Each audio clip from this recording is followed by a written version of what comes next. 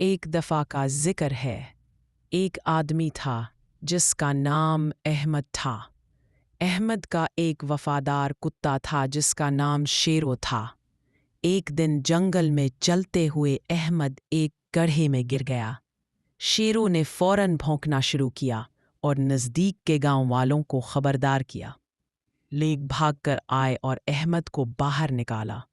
अहमद ने शेरों को गले लगाया और कहा, तू सिर्फ मेरा पालतू नहीं, मेरा सच्चा दोस्त है।